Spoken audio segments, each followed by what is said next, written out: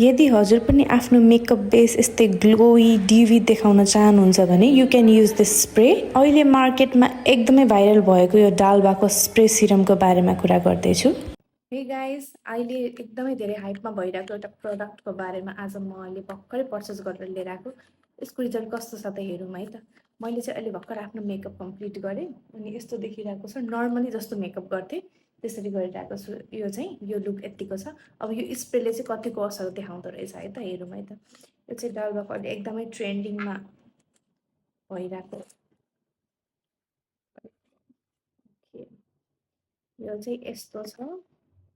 Spray oil पार्टिकल्सहरू पनि छ यसमा अनि यस्तो खालको छ यो चाहिँ।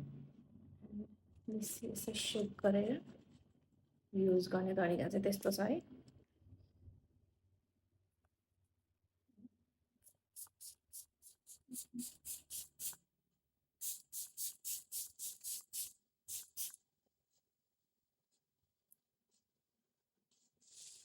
मैले दुईटै साइडमा लगाइदिएँ, बिर्सेर हाफ साइड लगाएर गर्छु भनेको थिएँ।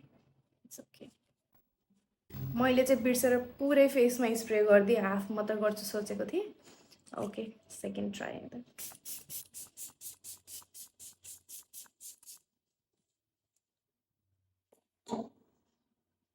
Okay.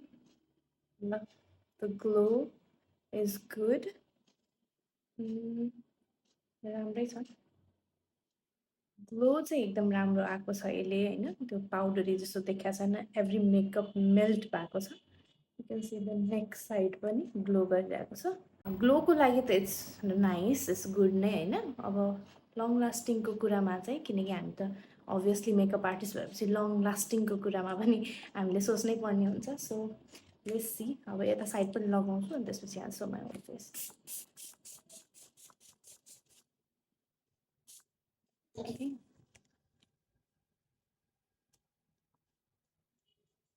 so final results.